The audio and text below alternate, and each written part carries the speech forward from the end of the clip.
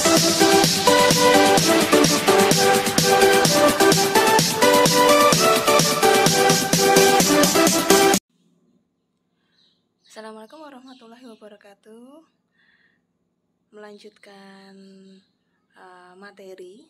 Kalau minggu kemarin kita membahas tentang perilaku biaya, kali ini kita membahas sistem biaya dan akumulasi biayanya.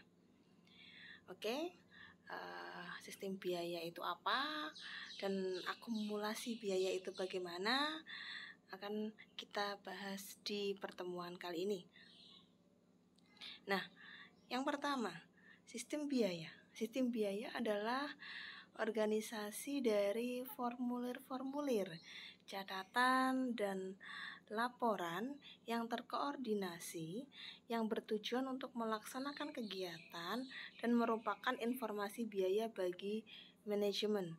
Jadi sistem biaya itu merupakan organize dari formulir, catatan-catatan terkait transaksi dan laporan yang terkoordinasi yang bertujuan untuk melaksanakan kegiatan dan merupakan informasi biaya bagi manajemen. Jadi di formulir, di catatan, dan di laporan itu ada informasi biaya-biaya yang dikeluarkan oleh suatu perusahaan, dan informasi biaya tersebut sangat bermanfaat untuk manajemen. Nah, di dalam akuntansi biaya, sistem yang dapat digunakan untuk mengalokasikan dan membebankan ke unit produksi dikelompokkan menjadi dua sistem. Ada sistem biaya sesungguhnya berdasarkan historis, nilai historis. Kemudian yang kedua adalah sistem biaya yang ditentukan di muka atau berdasarkan biaya standar. Jadi ditentukan standar biayanya berapa di awal, kemudian disesuaikan di akhir berapa yang sebenarnya terjadi. Kalau sistem biaya sesungguhnya itu sudah terjadi berapa di awal baru dicatat, maka ada nilai historis di situ.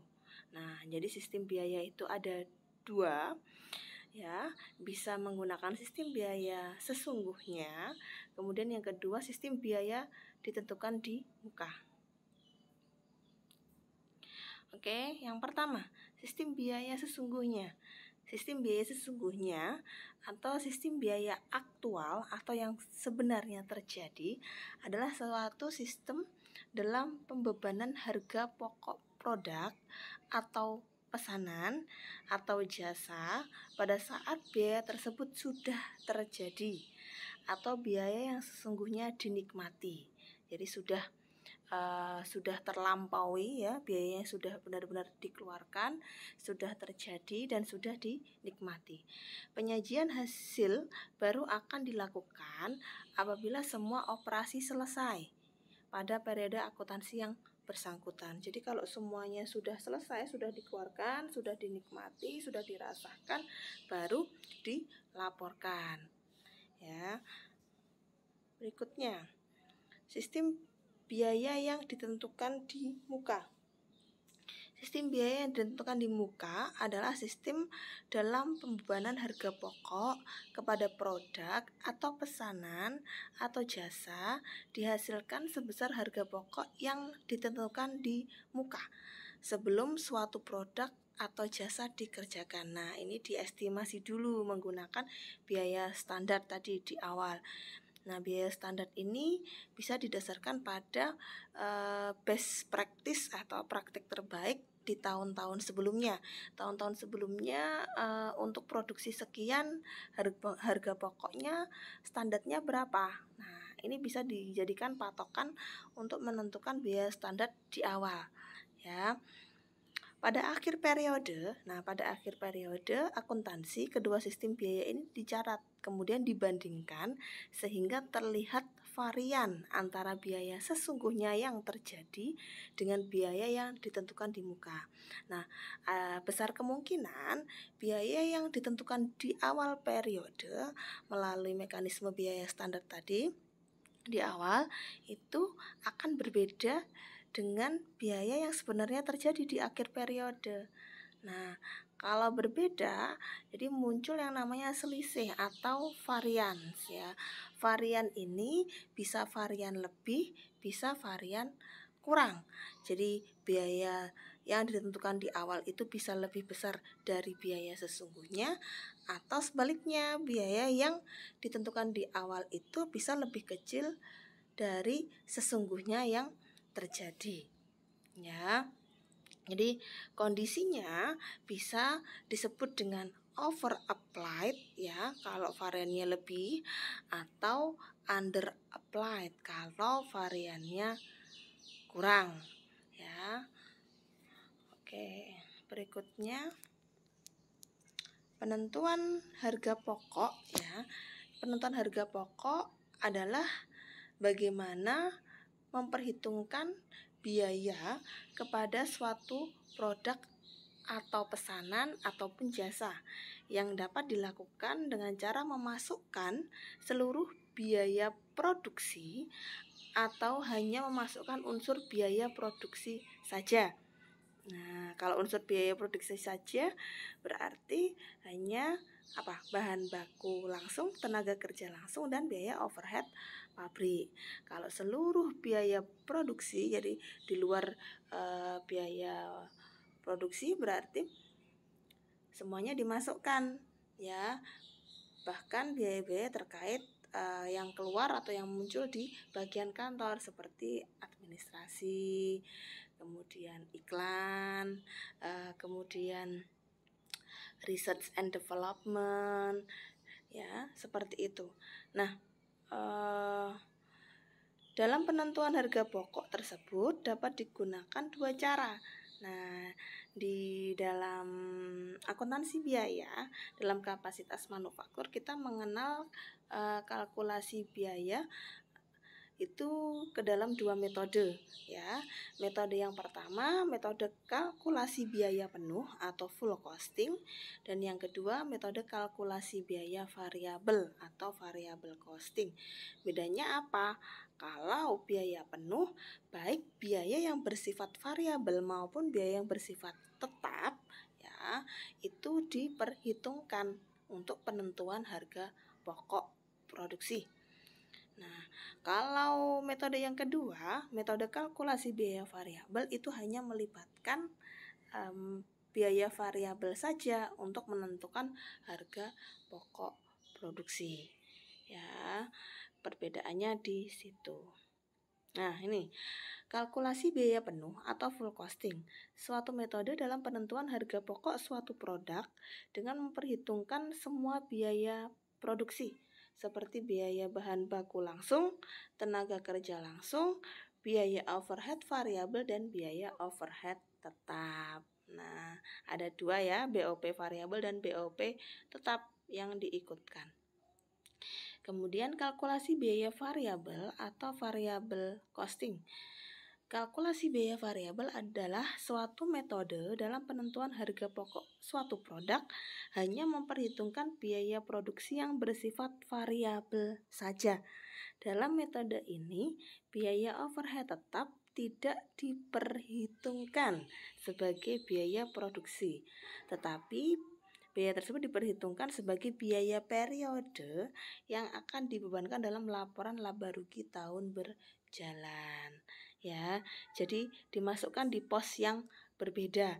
Ya, jadi kalau menggunakan kalkulasi biaya variabel atau variable costing, ya BOP yang sifatnya tetap itu nanti diperhitungkan sebagai biaya periode yang dibebankan dalam laporan laba rugi pada tahun berjalan ya. Oke. Nah, sekarang masuk ke akumulasi biaya. Akumulasi biaya itu apa sih ya? Akumulasi biaya merupakan suatu cara untuk mengetahui berapa besar biaya yang dikeluarkan untuk suatu produk ataupun jasa ya. Ada dua metode pula dalam akumulasi biaya, bisa menggunakan metode akumulasi biaya pesanan, dan yang kedua bisa menggunakan metode akumulasi biaya proses. Nah, perbedaannya apa? biaya pesanan dengan biaya proses, ya, akumulasi biaya pesanan dengan akumulasi biaya proses. Ini kalau dalam bahasa Inggris disebut pesanan itu biasanya disebut job order costing, ya. Kalau yang kedua biaya proses itu disebut proses costing, ya. Yang pertama, akumulasi biaya pesanan. Akumulasi biaya pesanan adalah suatu metode yang digunakan dalam pengumpulan harga pokok suatu produk, di mana biaya dikumpulkan untuk setiap pesanan atau kontrak atau jasa terpisah, dan setiap pesanan atau kontrak dapat dipisah sesuai identitasnya. Jadi kalau biaya pesanan itu pengerjaan suatu produk, ya, pengerjaan suatu produk ataupun pemberian jasa yang dijual ke konsumen itu diperhitungkan per pesanan yang masuk atau per pesanan yang diterima. Contoh, misalkan dalam produksi mebel, ya, mebel itu, kalau mebel saya contohkan di sini misalkan almari. Almari sesuai pesanan, ya, pesanannya bentuknya seperti ini, ukurannya seperti ini. Mungkin ada variasi kaca-kaca untuk almari yang dipesan, ya, dipesan customer A misalkan. Nanti dibuatkan kartu pesanan yang ditempelkan pada produk yang dipesan. Nah, apa isi kartu pesanan itu? Kartu pesanan itu nanti isinya nominal bahan baku yang digunakan untuk pesanan itu. Bahan bakunya berapa? Tenaga kerja yang mengerjakan almari itu berapa? Kemudian BOP-nya berapa? Ya, ini kalau menggunakan full costing maka BOP di dalam situ ada BOP tetap maupun BOP variabel. Sehingga ketemu harga pokok per pesanan itu berapa almari itu tadi. Nah, ketemu harga pokoknya, maka dapat ditentukan harga jualnya berapa, tinggal mengambil keuntungan berapa. Nah, ini yang spesifik, ya, untuk biaya pesanan. Biaya pesanan biasanya karena job order costing itu karena pembuatan produk yang dijual itu didasarkan pesanan dari customer, maka barang yang dihasilkan itu sifatnya eksklusif, ya, sesuai pesanan dan tidak banyak, tidak dalam jumlah banyak. Nah, pasti harganya biasanya lebih mahal karena custom berdasarkan pesanan sesuai permintaan dari customer. Kemudian jumlahnya tidak banyak dan eksklusif, berbeda, ya, tidak akan ada barang yang sama, ya. Mungkin sama bentuk boleh, bisa, tapi ukuran pasti akan berbeda karena menyesuaikan keinginan dari customer. Oke, akumulasi biaya pesanan ini dapat diterapkan pada perusahaan yang menggunakan proses produksi secara terputus-putus, seperti pekerjaan konstruksi, bengkel, percetakan, catering, makanan, mebel, dan lain-lain. Nah, kemudian yang kedua, akumulasi biaya proses. Akumulasi biaya proses adalah suatu metode dalam pengumpulan harga pokok produk dengan mengumpulkan biaya untuk setiap satuan waktu tertentu. Nah, kalau biaya proses, ya, biaya proses ini mengabaikan permintaan customer. Nah, misalkan kalau yang pesanan tadi kan eksklusif, ya, sesuai dengan detail permintaan customer seperti apa. Kalau yang proses ini kita contohkan pabrik, ya, pabrik, ya. Pabrik itu misalkan dia memproduksi minuman, ya, minuman kemasan, minuman dalam kemasan. Bisa teh, ya, teh dalam kemasan. Nah, di situ karena mengabaikan permintaan, kalau teh kan pasti orang tahu teh rasanya seperti apa, ya, teh dalam kemasan. Nah, itu mengabaikan permintaan customer, jadi diproduksi dalam jumlah yang banyak. Nah, di dalam suatu manufaktur atau pabrik di situ terdapat banyak proses, Ya, bisa jadi proses atau departemen pertama memproses ya, atau proses pertama, departemen pertama memproses pemilahan daun teh misalkan seperti itu. Kemudian departemen yang kedua mungkin bisa jadi pemasakan daun teh ya, sehingga jadi teh, sehingga air tehnya itu. Kemudian departemen yang ketiga, jadi berpindah dari departemen satu, kedua, kemudian ketiga. Nah, setiap departemen itu nanti akan memakan biaya atau mengeluarkan biaya. Nah, jadi akumulasi biaya proses itu akumulasi biaya per departemen atau per proses. Ya, proses pertama tadi kan pemilahan daun teh. Kemudian proses yang kedua pemasakan daun teh sehingga keluar, diambil sarinya, keluar jadi air teh tadi. Kemudian departemen yang ketiga bisa jadi itu pengemasan teh dalam kemasan. Nah, kemudian departemen yang keempat pengepakan, dipak. Setelah teh itu dimasukkan ke dalam kemasan di departemen 3, kemudian beralih ke departemen 4 untuk pengepakan ya, dipak sebelum masuk ke gudang barang jadi. Setelah itu tahap yang kelima masuk ke gudang barang jadi. Nah, akumulasi biaya proses ini dapat diterapkan pada perusahaan yang menggunakan proses produksi secara terus-menerus. Nah, perbedaannya kalau yang pesanan tadi terputus-putus, kalau ini yang terus-menerus. Jadi per proses tadi terus-menerus, secara terus-menerus, seperti perusahaan perakitan mobil, kemudian obat-obatan, perusahaan penerbangan, rumah sakit, dan lain-lain.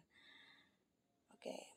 Proses produksi. Nah, proses produksi sendiri adalah proses pengolahan input ya, input masukan menjadi output keluaran. Input yang dimaksud di sini adalah bahan baku langsung, tenaga kerja langsung, dan biaya overhead pabrik yang diproses menjadi produk selesai atau jadi. Dalam perusahaan pabrikan, proses produksi dapat dilakukan melalui dua cara, yaitu satu tahapan proses produksi dan bisa beberapa tahapan proses produksi. Nah, ini yang satu tahapan ya, satu tahapan.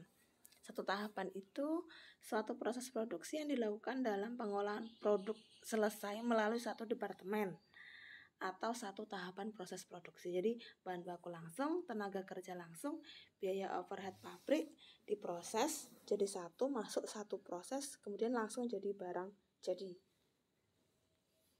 Nah, kemudian kalau melalui beberapa tahapan produksi, itu suatu proses produksi yang dilakukan dalam pengolahan produk selesai melalui beberapa departemen atau lebih dari satu proses atau lebih dari satu departemen. Departemen tersebut terdiri dari departemen produksi dan departemen jasa atau pembantu sebagai penunjang departemen produksi. Gambarnya seperti ini.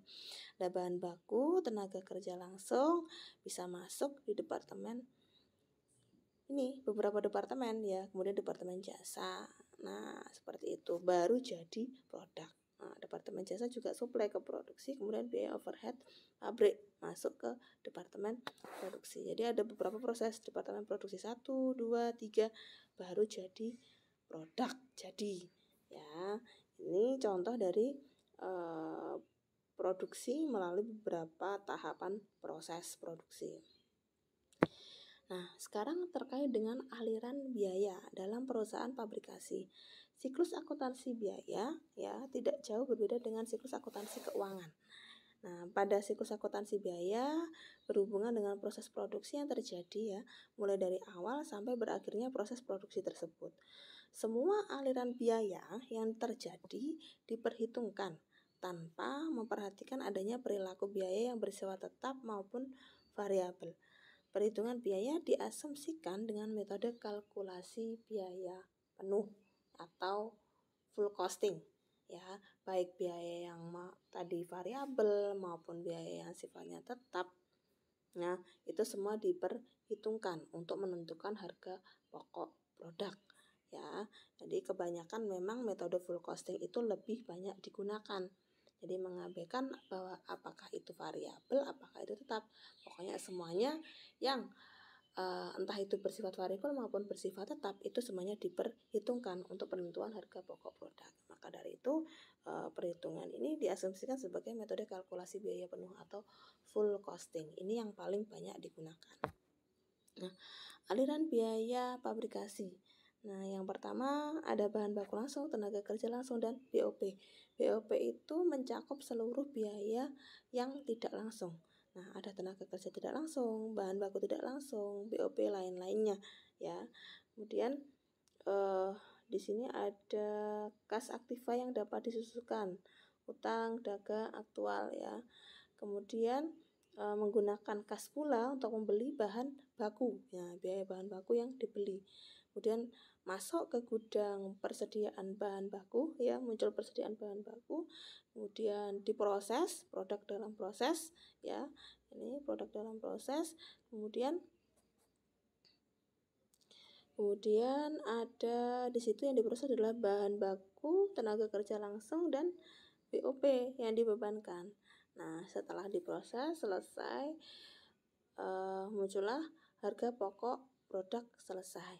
Masuk ke gudang persediaan produk jadi atau produk selesai, dan dapat ditentukan harga pokok penjualannya berapa. Itu ya, itu siklusnya. Sekarang siklus akuntansi biaya. Dimulai yang pertama tadi ya, penentuan harga pokok yang dibeli dan harga pokok bahan yang dipakai dalam produksi.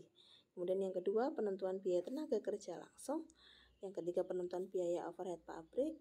Ya, ini siklus pembuatan produk ya, sesuai gambarnya ya, sesuai bagan pembelian dan penyimpanan bahan baku, kemudian penggolongan bahan baku menjadi produk selesai, dan yang terakhir adalah penyimpanan produk selesai dalam gudang barang jadi. Jadi kalau di manufaktur itu ada 3 persediaan yang mengenal 3 jenis persediaan. Jadi persediaan bahan baku, persediaan barang dalam proses, dan persediaan barang jadi ya. Nah, ini siklus akuntansi biayanya, penentuan harga pokok bahan baku yang dibeli ya, ada tenaga kerja langsung, overhead pabrik, dan bahan bakunya masuk menjadi ini pengumpulan biaya produksi. Jadi biaya produksi itu memang terdiri dari biaya tenaga kerja langsung, biaya overhead pabrik. Di dalam biaya overhead pabrik itu terdiri dari biaya-biaya yang sifatnya tidak langsung, kemudian bahan baku langsung. Nah, ini yang diperhitungkan biaya produksi adalah bahan baku langsung, tenaga kerja langsung, dan BOP. BOP mencakup seluruh biaya yang tidak langsung. Biaya tidak langsung itu apa? Biaya yang tidak dapat ditelusuri ke produk. Jadi dengan kita melihat produk yang dihasilkan itu tidak ada di situ. Nah, bisa contohnya apa? Contohnya bisa jadi penerangan pabrik. Ya, biaya penerangan pabrik. Gimana? Kita kan tidak bisa melihat biaya penerangan pabrik ketika kita melihat produk yang dihasilkan. Berapa biaya penerangan atau pemanasan ruangan ya yang menempel di produk itu. Nah, itu masuk ke BOP. Nah, oke. Nah, siklus akuntansi biaya dalam rekening. Di sini dalam aliran biaya pabrikasi, akun buku besar untuk biaya pabrikasi yang digunakan adalah akun bahan baku, beban gaji, dan akun pengendali overhead. Produk dalam proses, produk selesai, dan harga pokok penjualan. Nah, tahapan siklus akuntansi melalui akun bentuk T, yaitu yang pertama membuka rekening perkiraan melalui bahan baku, beban gaji, dan BOP pengendali sebelah debit ya. Kemudian bahan baku, tenaga kerja langsung, dan BOP dimasukkan ke dalam proses dan dipindahkan ke sebelah kredit. Nah, kemudian membuka rekening produk dalam proses yang diletakkan di sebelah debit. Nah, kemudian yang ketiga, produk dalam proses diproses dan dipindahkan ke sebelah kredit, dan kemudian membuka rekening perkiraan produk selesai yang diletakkan di sebelah debit. Nah, ini akun bentuk T ya, nanti ada setelah ini. Yang keempat, produk selesai dijual akan membentuk harga pokok penjualan, sehingga produk selesai berpindah ke sebelah kredit dan mendebet rekening harga pokok penjualan. Oke, penjelasannya berikut ini. Nah, ini ya, jadi di akun bentuk T ya, Yang pertama ada, kalau pada saat beli bahan baku, maka bahan baku itu ada di debit ya. Tenaga kerja langsung misalkan sudah tersedia di debit.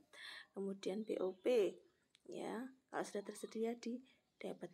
Nah, setelah bahan baku itu, tenaga kerja langsung, bahan baku langsung dan BOP digunakan, maka dia ada di posisi kredit. Nah, itu kan panahnya di kredit, digunakan masuk ke dalam proses atau proses produksi atau barang dalam proses. Ketiga komponen biaya produksi itu bahan baku, tenaga kerja langsung, dan BOP. Sehingga itu kredit, maka debitnya masuk produk dalam proses ya. Kemudian setelah produk dalam proses ini selesai, maka dia ada di sisi kredit, selesai dan mendebet produk jadi ya. Produk jadi debit dalam prosesnya selesai. Nah, kalau terjual, maka produk barang jadinya kredit. Nah, harga pokok penjualannya debit. Nah, seperti itu ya. Oke, siklus akuntansi biaya dalam rekening. Ini rekening T ya. Nah, sekarang contoh soal. PT Kreatif Ananda pada tahun 2006 mengeluarkan biaya tenaga kerja langsung sebesar rupiah saldo perkiraan perusahaan awal dan akhir yang sebagai berikut. Buatlah arus biayanya. Bahan baku awalnya 34.000, akhirnya 48.000. Dalam prosesnya awal 24.000, akhir 28.000. Produk jadinya awal 56.000, akhir 90.000.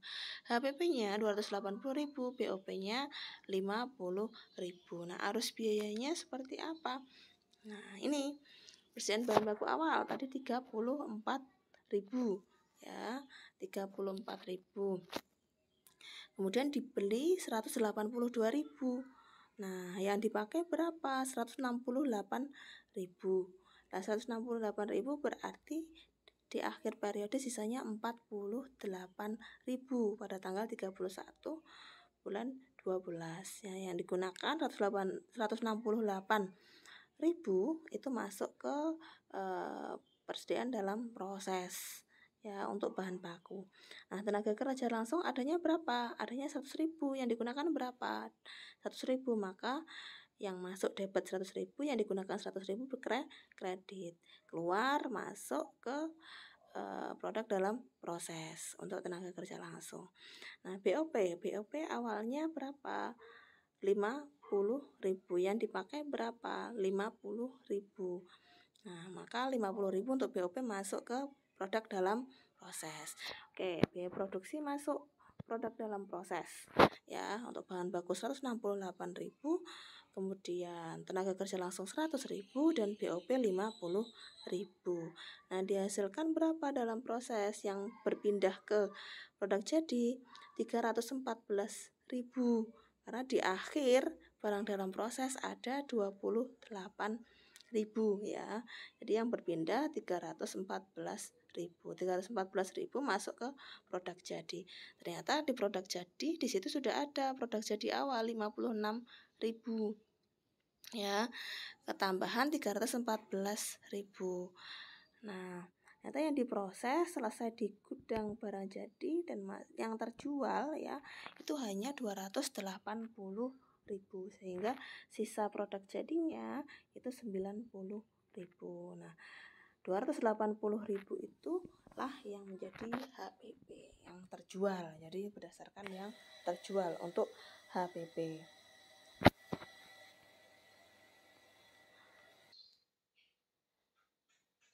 Nah, itu ya. Jadi yang terjual itu masuk ke akun T sebesar 280.000.